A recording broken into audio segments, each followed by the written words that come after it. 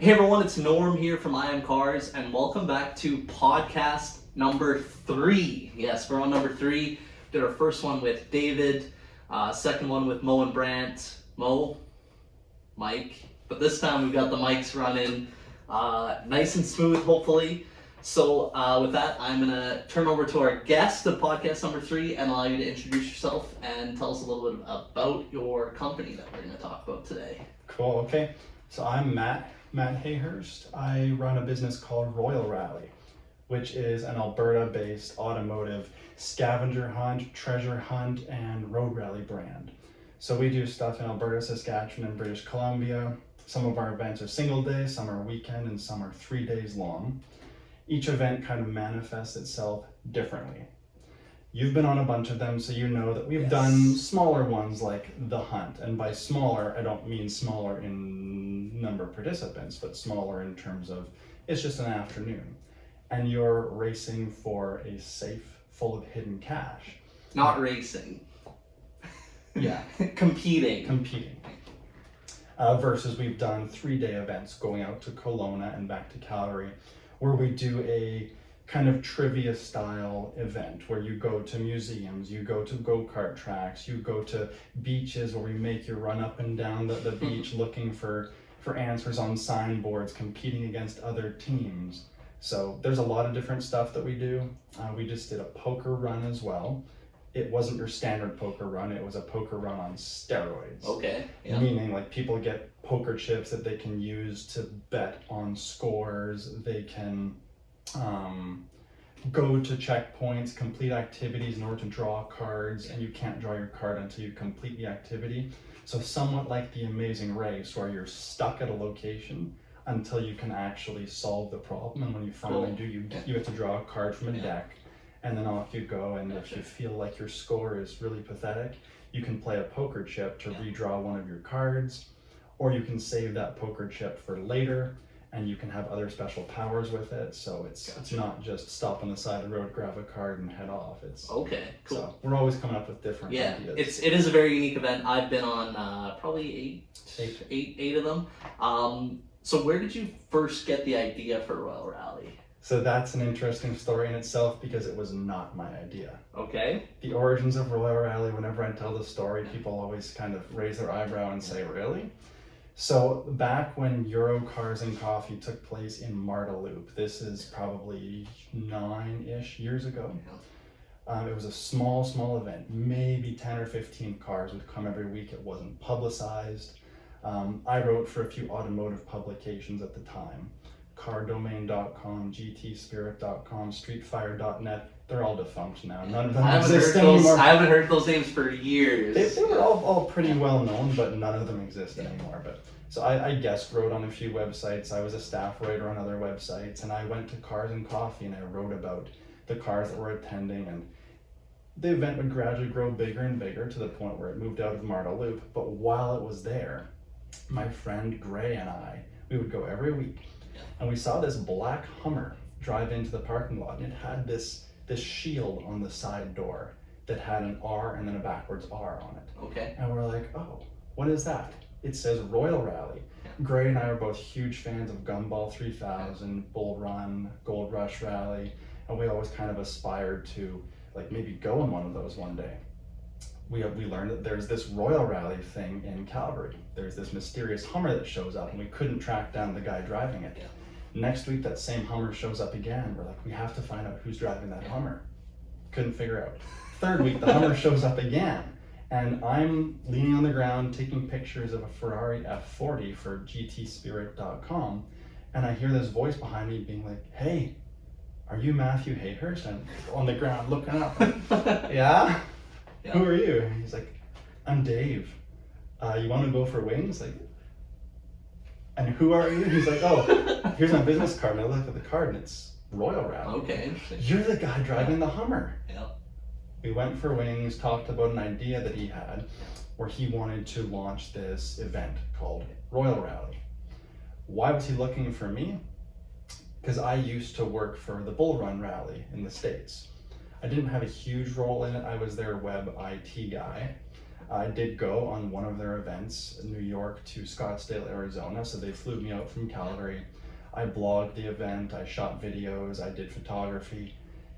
It was a crazy, crazy event. Like, without saying the word race, it was a race. Oh yeah. You get a checkpoint card, you have to get to the next spot as fast as you possibly can. Yeah. You grab another route card, head on to the next stop, grab another route card, and all you were doing was just learning your route as you grabbed route cards. And the winner of the event was whoever was able to do the entire 7-day event the fastest. Yeah. They would say whoever navigates the best route, but it's ultimately who drove the fastest. Fastest, yeah. And people would do crazy things, like they would call the cops on each other. I was in an Aston Martin and we were going towards the Grand Canyon, and the driver who was like driving the car, I was navigating that leg. We went one way and everyone else went the other way because it was way quicker. And I'm like, why the heck are we going this way? And he's like, you just wait and see. And he gets on the phone. Seems like a John Bell move. But he's calling his cop friends who set up a roadblock and stopped everyone. And just held them there for like 45 minutes. Yeah. No tickets or anything, but his cop buddies followed through, stopped everyone. We got to the finish line like 50 minutes ahead of everyone else because we went the long way, but we avoided the cop roadblock. Yeah. But yeah, so I was involved with Bull Run on the crew for 5 years, more behind the scenes. And because of that, Dave from Royal Rally knew that, hunted me down. We were trying to look for each other at Cars and Coffee without even knowing about each other, or he knew about me, but I didn't know about him. And then Royal Rally was put in motion. Gotcha. So just another question, is that the same Dave that's like involved with it today? Okay, He's technically the founder. Okay, gotcha. So how long from that kind of first meeting / idea to your actual first event? Was that like a quick thing, or was there quick? So like how June. quick? He hunted me down in June of 2015, and September, late September 2015 is when we did our first event. So 3 months, pretty quick. Yeah. So with that, what was the hardest part of starting that? I'm assuming it was finding each other by the sounds of it. You could say that.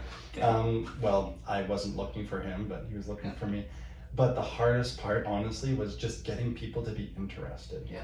Because as with anything, the first time you run any sort of an event, everyone wants you to fail. Everyone's watching, but nobody wants to partake because they all think it's going to be stupid. And we would get these emails from people. We were charging $200 for our first event. It included 1 rally t-shirt per team, not 2, just 1 shirt per team. No lanyards, just a t-shirt, no hats. Route cards, we printed the route cards at a photo printer at London Drugs. Yeah. You couldn't even write on them, they were so glossy. We did lunch at the Fairmont Banff Springs with parking in the courtyard. We did dinner at a restaurant in Calgary called Starbelly. Delicious. Down in Seaton, Southeast. But it was just lunch, dinner, and our checkpoints were super simple. It was like, who operates the hydro dam at Ghost Lake? Checkpoint 1. Checkpoint 2. How many flags are there in the row of flags at the Canmore Nordic Center? Like, that was a checkpoint. It was like one question, it's in and out, and that's what the event was. We'd get emails from people saying, like, why are you charging $200 for a drive to Banff? Yeah. I can do that cheaper on my own. It's like, really? You can pay for 2 meals at the Banff Spring at seems like a good deal to me. At $70 each, but we got so many people asking, like, why should I pay $200 for your event? I can do that on my own. I can drive to Banff whenever I want. So we only had, I think, 20 people sign up for that event. And then we had to lobby for our friends and people to sign up. So I asked Raheem, who has come on like 20 events. He's been on all of them, hasn't he? He's missed 2, but he's come on almost every event. John Bell was on our first event, and he just came out of nowhere. I don't know how he even found out about the event, because he's not an internet person. He doesn't have social media, but he shows up. But we had to try to ask all of our friends, like, can you come for free? Like, we'll pay for it. Just come. Just so we have the numbers so we can show that this event happened. We hired a videographer, we hired some photographers, we went way over budget, lost probably $5,000 or $6,000. The event happened, and after the event we set up a invite list for the next year. had probably like 120 people fill out the form for the invite list for year 2 because everyone saw when our video and our photos were released how much fun it was, and the word of mouth just spread, and we went from barely being able to get anyone to sign up to having like 100 people on a wait list. Yeah.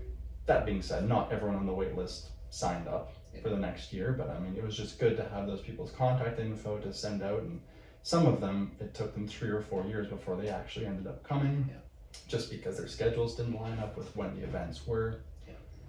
But the hardest part was just getting people interested, and then year 2, people just came to us. I think I was the same, because I remember like hearing about it or seeing it, and I'm not sure I know which event I came to first, the 3-day one, but I don't know which number Royal Rally that was. Like, was that 4 or 5 or 6? 7, 8, 9? That would have been like the 9th event. Because I remember seeing them and hearing about them, but never actually signed up. Probably for the same reason. You're kind of like, who are these guys? What is this event? But there's a lot of people. Like, it's a very interesting story. Like, hearing that is interesting for me because I had no idea.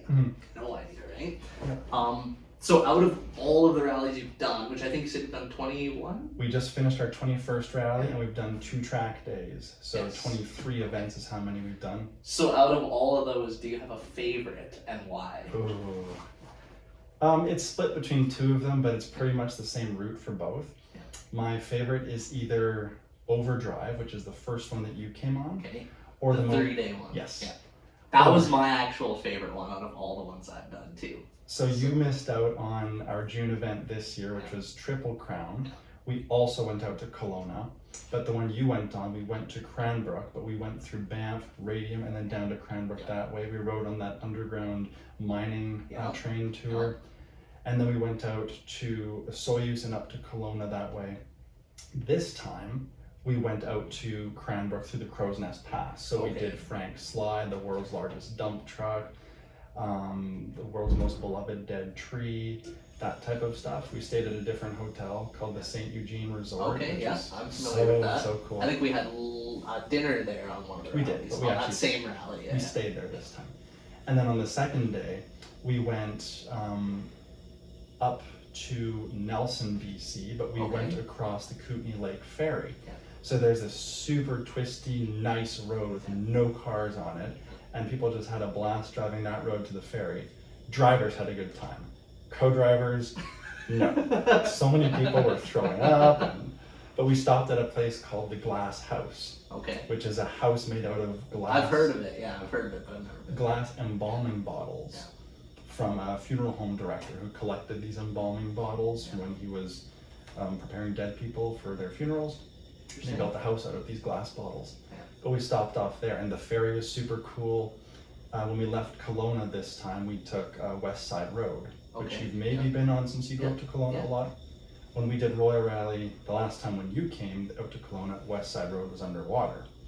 Yes. So we couldn't do that, but this time we did. So the driving this time was a lot better than the other Kelowna trip, and the checkpoints were cooler. But that one feels nostalgic for me because that was the first time that we did a 3-day event. And I thought it was hilarious when we did that challenge at the beach at Christina Lake. Where we made people, 2 teams had to face off against each other, run all the way across the beach. People were kicking off their shoes. There was these 2 guys wearing house coats, and one of their house coats flew off, and he kept running nude. They had to go. That's how it goes on Royal rallies sometimes. You have to go to the other side of the beach and figure out a puzzle. You had to like memorize something and then come back. Run all the way back across the beach and then assemble the puzzle and do it before the other team you were competing against. And that was so funny to watch everyone doing that. So that was like the memorable checkpoint for me. Gotcha. But yeah, my favorites are definitely the ones where we went to Kelowna. My favorite was the first one I did, the 3-day. Your passenger got so sunburnt. Oh, that's a whole other story. He was just red. That's a whole you other were story. fine, but he was not. So out of all the events, do you have a least favorite, and why? Looking back, I don't know if there's a least favorite, but the first event I would probably say would be my least favorite just because of how simple it was and knowing how much we've grown it and what a checkpoint is now versus what it was then. Like back then, you read a name on a plaque, on a statue, that's it. This time it's like head to head. It's more cryptic now, and you've got to be thinking on your toes and think outside of the box with a lot of the checkpoints. We used to give people where the checkpoints were. We would tell you on the route card, but now we just say things like, "Bar you ready for a challenge?" It's and cryptic. You got to figure out what that is. Yeah, that's Bargu Ranch. It is, yeah. Just west of High River, Yeah. I think. Yeah. One guy on our June event, because that was an actual clue, he misinterpreted, like, "Bar you ready for a challenge?" and it said, "Go to the main entrance and find X, Y, Z," and he thought that meant go to the main entrance of the start line. He didn't understand what "Bar you ready for a challenge" was, and so he drove around the building to the front entrance of Ultimate Auto Protection, which is where we started, and he was knocking on the door and nobody was answering, and he called me and he's like, "What am I supposed to do?" I said, "You're supposed to read your clue, like, "Bar you ready for a challenge?" He's like, "Yeah, what does that mean?" Start typing it into Google. Yeah. Bar you, and it's gonna autofill. So. Yeah. Very interesting. So over the 23 events, what are some of the notable vehicles that have come? Oh. Not to say like expensive, but most notable for you. Wow. Yeah. There's been a number. Twin supercharged Novatec Ferrari 360 that came on one of the events. That was a cool one. Wide body Liberty Walk Aventador. Okay, yeah, but was it Martini livery at the time? No, or? it was Matt Black. Matt Black, yeah. I was Now on that it's- rally. yeah. He had tire issues that time. Oh yeah. Like a tire blow twice or something. He made it maybe half an hour before he had to refill his tire. We got to the overnight stop and he got a new That was in tire. Lethbridge, Yep. the overnight stop, yeah. Oh, Medicine Hat. Yeah, one of the two, yeah. And then his new tire wouldn't bead properly, so it still was deflating, but he made it to every checkpoint. He made it to the end. Because he won the Spirit Award, Yes, I think, yeah. right? Yeah. Yeah, he pulled over every half hour to reinflate his I tire. remember that. What is it? That supercharged Lamborghini Huracan Orin from Edmonton. Okay, yeah. That was a cool one. Lamborghini Gallardo STS, red one. Okay, yeah. Came on the same I remember guidelines seeing event. that, yeah. TVR Tuscan. Cool greenish yellow one. Except yes, but he got lost trying to find checkpoint 1. Didn't he just go home And he went after? home. Yeah. Alright. He couldn't find checkpoint 1. That's called weeding the weak competitors out. But he has come back 4 times In since. different cars. In different cars You're every saying time. he had the Cayman that we bought. Yes. Same guy. Yeah. Yeah. Okay. Yeah. Cool. And then he had a red RS7 that he just sold. He just Okay. bought an Audi R8. Yeah, cool. But he had an Audi RS6, an old RS6 wagon Okay. from Japan. So he's come in like 4 or 5 different cars, but the TVR was one of the coolest. That was a unique one for sure. Or there was that the Golf livery McLaren that was a hypercar development MP412C. That was on the event that I did. Yeah, the first one. One of like 12 twin turbo 900 horsepower complete track I remember monsters. that car. Yeah. We had a yellow, like highlighter yellow G550 4x4 squared one time. That was before I went on. Yeah, that was before you. We've had wide body S15 Silvias, tons of neat. I'll point out that you haven't mentioned any car that I brought. Oh, on there. bone But stock that's- Z06. Bone stock Z06, Cobalt SS. Cobalt SS, which was actually a Nissan GTR. Yes. Yep.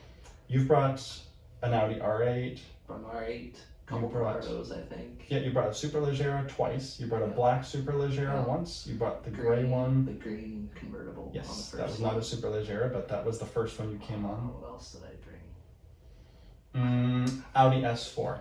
Audi S4, yeah. Because you never tell me what car you're bringing. You always just tell me you're cool. yeah. Or something not cool. That was something not cool. Every time it was I'm bringing something cool or something fast, but one time it was something not. Bring to the white GTR to the track day in Kelowna. Yeah.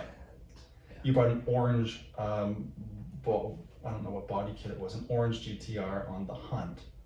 Okay, yes. Yeah, it just had like lip kit on it. Okay. So yeah, you brought like 3 different GTRs, 3 different Lamborghinis, the matte white Audi R8, Yep. S4, yeah. A few other cars.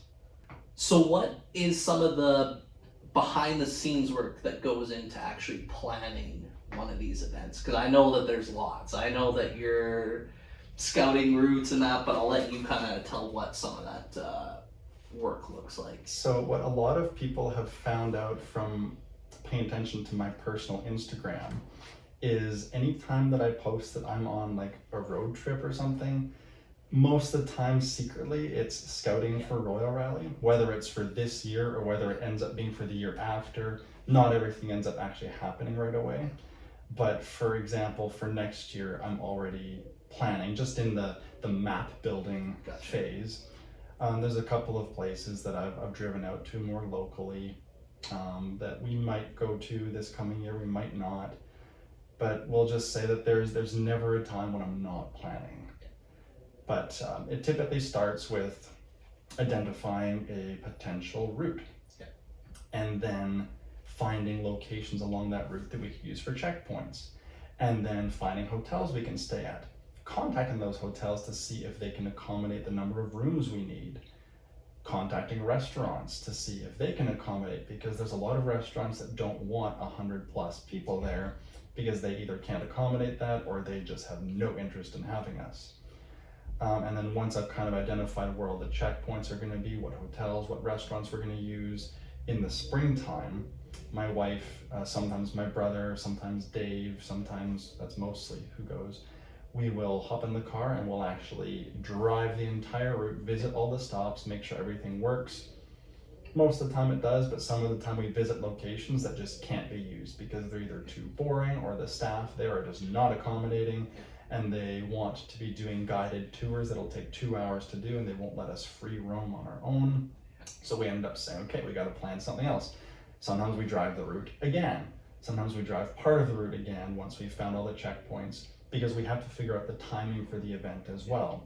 We have to know when dinner is going to be. We have to know when lunch is going to be based on all the stops we go to, and Google is the biggest liar. Oh yeah.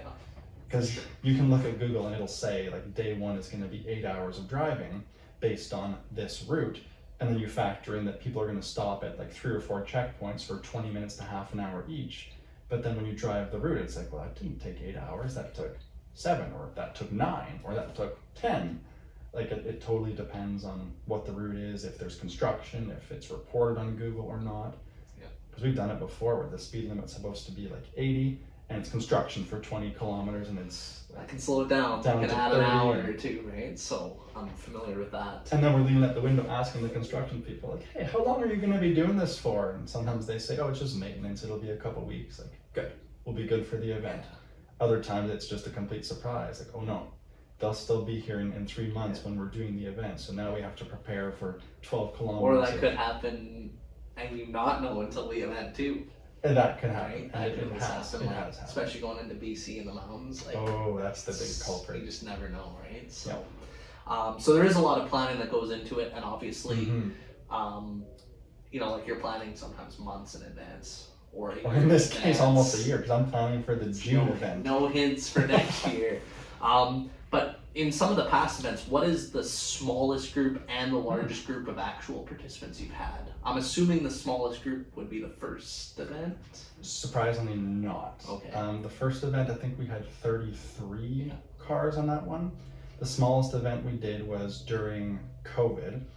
We decided that instead of doing these like challenge, fast-paced events, that we would start doing these slower-paced, community-oriented events, where we would go out to like a zip line out near Radium, and we'd spend 2 hours zip lining, and then we'd go off to Lake Minnewanka and hop on a boat and do like a guided boat cruise on the lake, and then have dinner at like the Rimrock Hotel. Like we've done a bunch of different things where it's not challenge oriented. There's no trophies, there's no awards. It's all just spending time with the people who are on the event, doing cool activities, spending a couple hours at each. But in order to do that, like for zip lining, in order to rent the whole zip line facility for 2 hours, you can only have like 15 people in a group, staggered by half an hour. So we can only have like 28, 30 teams of 2 people. So the smallest event we did was 30 cars. Gotcha. And what was the biggest? Biggest one you were on. It was the Top Gun themed one. Okay. Thunder Run, where we went out into the Kananaskis. Yeah. That one had 76 cars. Wow. That's crazy. So That one was a bit too big. So as the organizer, do you prefer smaller groups or larger groups? I think everyone kind of unanimously agrees it's the smaller groups, because on that one event, I remember people were complaining so much about after lunch, we left the Boundary Ranch in the Kananaskis, and people had to go to an old Japanese prisoner of war camp. And that was the first stop, it was like 20 minutes away from lunch, and everyone arrived there all at the same time. So now you have like 160 people all running around the grounds, and the answers can be found on signs or by peering through windows of old guard towers, and there's so many people, and it just turns into a complete gong show. So people were saying, yeah, that event was too big. Yeah. And we did that, I think that was the same event where we did Skyline Luge in Calgary, where we made people do the luge course with a red Solo cup full of water. You measured the cup at the bottom to see who had the most water. You had to bite the lip of the cup while you're piloting this luge cart down the track, water sloshing all over the place, dripping on you, and when you get to the bottom, you dump your cup and your co-driver's cup into a bucket, and we measure how much water you had in there, and we give you points based on how much water was left over versus how much you spilled on yourself. But that was so hard to do because there's 76 teams, people are waiting in this queue line to get up the chairlift to then come down, and it just created a backlog. So smaller events are good for me because they're easier to kind of coordinate all the people and make sure that everyone gets lunch really quickly, to make sure that all the checkpoints happen quickly and that everyone enjoys themselves. The big events, numbers wise, are great because everyone thinks it's fantastic to be driving with like 76. I think that was a fun one for me. I remember it being busy, and I was like, oh yeah, this is sweet. But as the organizer, that is a lot more. A lot of people to keep track of. Maybe a lot more issues, or anything can happen when there's 76 cars versus 30, right? It is a lot different. So, so after running 23 events now, obviously, you have no plans of stopping this, let's say. You're obviously planning for next year. So, I mean, at this point, is Royal Rally considered more of a hobby for yourself? Do you treat it as obviously it is a business, but which side do you kind of tend to go towards? So, like, the reality of running a rally is you have all these grandiose dreams of making money. That doesn't happen. Because every single event, there's unforeseen expenses. It always happens where somebody at dinner ends up not paying for their bar tab and I have to pay it.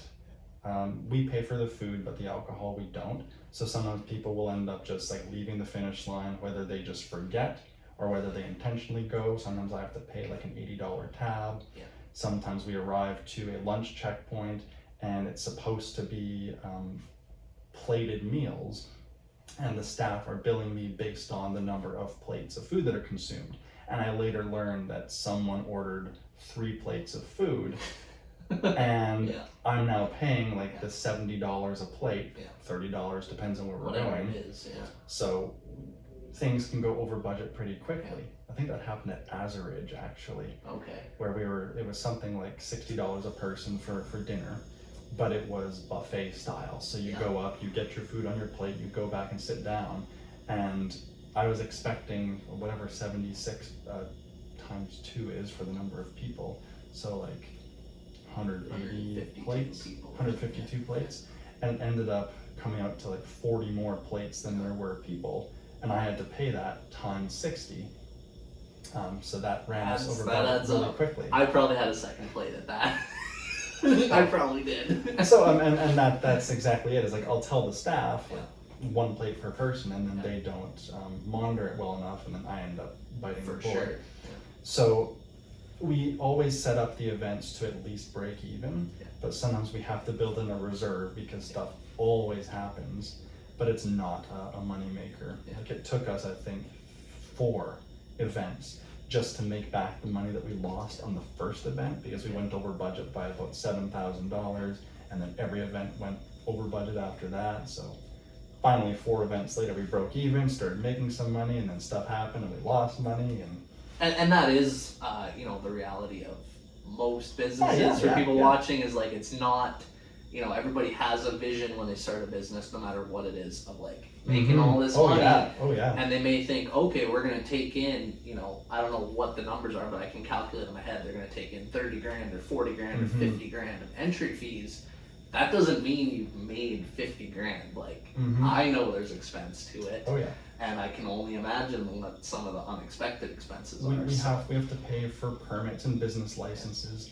So every time we go into Banff National Park, except for when we just drive through, but if we're stopping in Banff, we have to get a business license. Yeah. If we're going to Lake Minnewanka, we have to get a business license and a special events permit. If we're going out to the Badlands, to like Dinosaur Provincial Park, business license for Drumheller, business license for Dinosaur Provincial Park, special events permit for Dinosaur Provincial Park. Long story short, any national or provincial park you need a business license for, and some require additional permits, which can cost anywhere from $60 to $1,200. So imagine if we're going through Banff National Park and then Yoho National Park. It's times 2. That's now times 2. And then if we're going into Jasper now, that's times 3. Yeah. So it adds up really quickly. And then there's like, we have a lawyer that we have to pay, we have an accountant that we have to pay. And just like any business, like there's a lot yeah. of expenses that as rally goers you guys wouldn't see. Yeah. Right? You sell a car for 60 grand doesn't mean you're netting 60 grand. No. You're netting 5-6 grand on top of the car, If but we're then lucky, yeah. paying employees and then paying overhead and Paying expenses. insurance, like, you know, just to talk about that, we're going off the topic here, but like, you know, like our dealership expenses, if we were to sell no cars, we have $100,000 a month in expenses. Exactly. $100,000 a month before we make 1 penny here. So it's, I know, right? So I know, it to just adds up. to answer your question, Royal Rally, though I would like for it to be business and profiting, it is more of a hobby. So it's a hobby, but it is sufficient to the point where it like it doesn't cost anything, it doesn't make anything. It is a hobby at this point. Well, that's good. Sometimes it makes money. Yeah. But then sometimes it loses, but it balances out. Yeah. So that's all that matters. Cool. So at this point, you know, going forward, is there additional plans to actually monetize that business?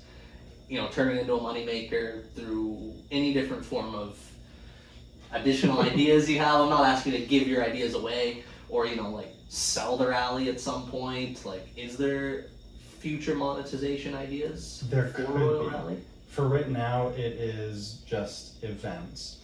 But, I mean, a sort of pipe dream of mine, if you could call it that, would be, because I used to work for Bull Run in the States, they had 2 entities. They had an annual rally, like a 7-day event, with celebrities, with really, really well-off people. The entry fee was like $20,000 for the event, and it was very exclusive. That's the part that I worked for. They also had a reality TV show that was on Spike TV and on Speed TV. I remember watching that as like a kid. Yeah. So, you know, 12 teams of 2 competing against each other in driving legs, trying to navigate to the next location, and then the bottom teams that arrived like last had to compete in a challenge, face off against each other. There were explosions, there were big spike balls they would attach to the roof of your car. You had to smash targets and whatever. I don't necessarily think that we could go that big, but I think like ultimate dream would be to have like a competition style reality show or web series or something that we would definitely need to have some high budget sponsors in order to make that happen.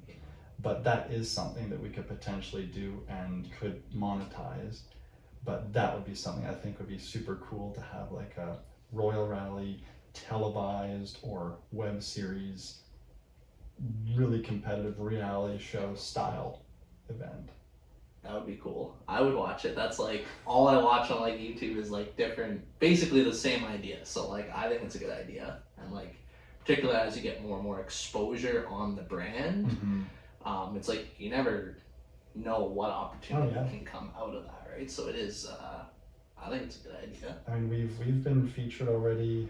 Global News came out to one of the start lines of one of the events. Cool. Calgary Herald and Calgary Sun have featured Royal Rally in them. CBC Radio had me on the show one time a few years ago. Some smaller... Large YouTube channel, IMCARS, has had you on the channel. Yeah. So, I mean, there's like, it's been publicized before. Yeah. Not to say that it's like the biggest brand out there. There's other events that are way bigger and more well known, but you never... It's definitely not the smallest brand though either. That's the thing. Like, in terms of a Canadian-based rally that's Canadian-based. I think it's the biggest. Well, Like there's one big one out in Toronto, North Face Rally, yeah. Other than that, like there's nothing else that I know really, right? We've had people fly out from Toronto to come on the event. They'll typically rent a car. We've had people from the US. We had a couple drive up from California one time. Like Cayman or something. That was a Lamborghini. Oh yeah, okay. There's a Cayman from Washington. Cayman was from Washington, yeah. We had someone on our June event come out from San Francisco, and he was in the process of shipping his CT5 Blackwing up to Canada, but the truck or the shipping company couldn't guarantee him an arrival date, and he needed it to arrive within 3 weeks. Because they couldn't guarantee him anything, they said, you know what, forget it, I'm not shipping my car. I'm going to fly up to Calgary, I'm going to buy a car, I'm going to drive the event, I'm going to bring it back to California with me, and I'm going to sell it. Oh, cool. He runs a Cadillac dealership in San Francisco. That works good then. Yeah. So he bought a Ford Bronco Sport from an auction in Calgary, drove it on the rally, brought it back to San Francisco, flipped it, probably made a killing on it because it's in the States. I don't know how much he made. I don't even know if it has even sold yet, but that was his plan. So like we do have people from the States. We have people that come out from Vancouver Island to come on the event. We have people that come from Saskatchewan to come on the event. We had Manitoba representing in June. We've had Ontario, but never Quebec. That's okay. We'll find a rally for you. Quebec if you're interested. No. So are you able to give us a little sneak peek of what's coming in 2023? Maybe like how many events you're doing, if there's any surprises, not in terms of location, but just some surprises For coming. sure there's going to be 2 events, maybe 3. I haven't gotten that far yet. So in the winter we're going to do a second running of our snowball event. Okay. We did a winter event last year, snowball rally. It was less of a rally, more of just a get together with some fun activities. Is that going to be the first one of 2023 then? That will. Yeah, so it'll be February probably. Cool. But last year we went out to a brewery in Canmore. We did a wolf dog sanctuary tour up near Cochrane. We went snow tubing out at Mount Norquay and spent 2 hours going down their tubing course, and we had 15 people all linked up together, and we were zipping down the course and going, I think we were told like 65 kilometers an hour or something down the... Wow, crazy. Oh, it's so cool. We almost went off the other side, like it's like a half pipe type of thing. We were going so fast that we almost went off the other side into the parking lot because there's so many of us. We went to the Rimrock Hotel, stayed the night there. We did ice drifting on Ghost Lake. Sweet. So that was a lot of fun, but it's a small event. It's more about the people and the activities than it is driving cool cars. It was more pickup trucks. A little different in the winter too, right? Like, but it was fun. It was so much fun. And then June, we're planning on doing another 3-day event. Okay. Either going out to BC or going to the United States. Okay, interesting. There's pros and cons to each. It kind of depends on if they decide to shut down the border again. Hopefully not. I think we're good on that. Depends on what the US-Canada dollar is doing for conversion rate, because I mean some hotels, like, you know, a Best Western that we would pay $140 a night for here, to do the same thing in Montana is like $340 Canadian. Just with 40% exchange. Exactly. Right? So. And they just charge more as well in the places that we want to go. Yeah. So an event that we would charge $1,500 for a 3-day event to do in Canada would probably be close to double if we were to do the same length of event in the States. Yeah. So it's kind of weighing pros and cons. Like, are the people who come on Royal Rally willing to spend $3,000 to do an event that goes to the States, or $1,500 to do one that goes to BC? And either day it would be a 3-day event. Yeah, gotcha. So just touching on that topic, are you able to give us an idea, you kind of just did, but a little bit more in depth about generally what entering a Royal Rally costs? So obviously it does depend on how many days and hotels and that, but you can kind of give us a quick synopsis of that. So for a 3-day event, what that typically would include is you get a swag bag, like shirt, hat, lanyard, driver pass. You get the decals for your car. Hotels are always included. Usually we stay at some pretty nice hotels. Breakfast, lunch, and dinner each day are included, and sometimes it's like $120 per person for dinner. Like they're pretty good. Like usually they're pretty good for dinner. They're not like it's not like with the sandwich at you. It's pretty good. Yeah. Oh yeah. So meals are included. Just one plate only, no 2 plates. That only happened once. We'll do buffets where people can go up and get as much food as they want. So hotels, meals, checkpoints. So sometimes we do things like go-kart racing. Sometimes we do things like going to a museum. We did the Torrington Gopher Hole Museum on our last rally, which is this tiny little building, probably the size of this room, that has like 100 dioramas of dead taxidermy gophers reenacting just different scenes of life, like sitting at the breakfast table, competing in the Olympics, driving a car to work, or reenacting scenes from movies like the Titanic and that type of stuff. But it's little gophers in these little dioramas. Yeah. So we'll go to museums, we'll go and do activity checkpoints, we'll do things like skyline luge, we'll do things like make you run up and down a beach looking for puzzle pieces, we'll make you find little aliens hidden in a venue or something like that, and that's all included, all of the paid checkpoints. Typically we do 6 to 9 paid activities. Some of them take 10 minutes to do, some take 40 minutes to do. You kind of know what we do, but the activities are included, photographers to take photos on the events, videographer, awards at the end. So all that is included in the entry fee, which is pretty fair value for what people get. So on the cheaper end, like a single day event would be in the realm of $300 to $350 for a team of 2. And that would include lunch, dinner, checkpoints, apparel, decals, multimedia. For a 3-day event, it's more like $1,500 because we have hotels that are now in the mix. For sure. And multiple meals and multiple checkpoints. Like everything just gets amplified. More permits to pay for, more of everything. So basically, it's essentially an all-inclusive event. Yes. You bring your car and you pay for your gas. Yeah, Is that pretty fair? Anything that you want to pick up along the way, like if you stop at a gas station and pick up some granola bars, like that's on you. Bill it to Matt. No, don't. But basically, for argument's sake, other than your gas, yeah, it's all inclusive. You can show up, get all your meals, your hotels, all your events. You don't need to really bring any money. So it's it's pretty good. It's really fun. So for anyone interested in Royal Rally, what is the best way for people to get more info, check it out, sign up, join a wait list? What is the best way? There's a few different avenues. There's going to our website, royalrally.ca.